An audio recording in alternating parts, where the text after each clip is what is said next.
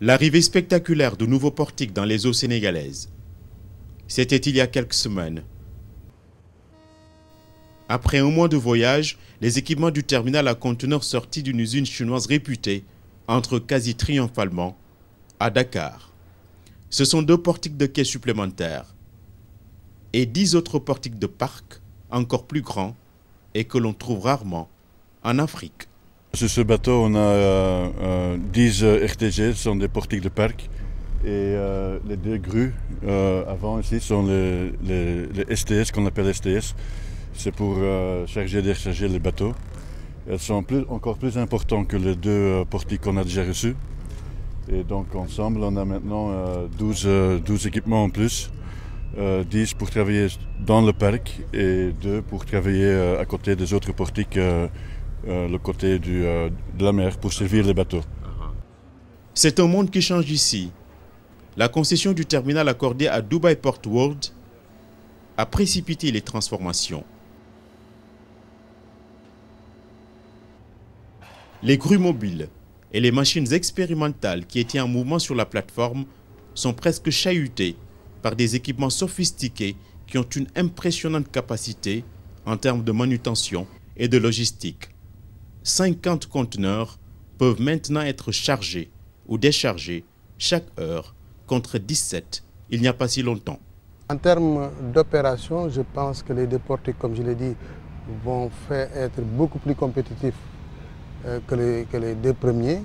Et les 10 RTG qui arrivent également, qui vont remplacer ce que nous appelons dans notre jargon les riches stackers, vont travailler beaucoup plus efficacement.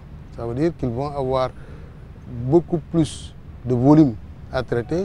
Nous pouvons remercier le bon Dieu, remercier le président de la République qui nous a accompagnés dans ce processus-là.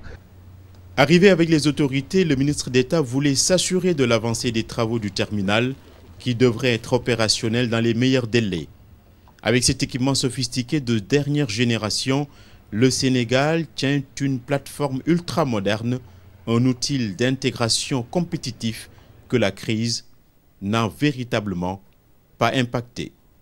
Les investissements de l'opérateur de Dubaï vont au-delà des espérances sénégalaises.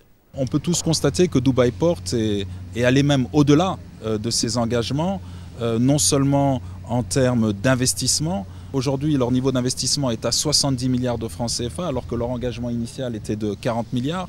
Donc ils ont dépassé leur engagement de 35%. Ils ont également repris l'ensemble du personnel qui travaillaient à l'époque sur le terminal à conteneurs et ont même doublé les effectifs.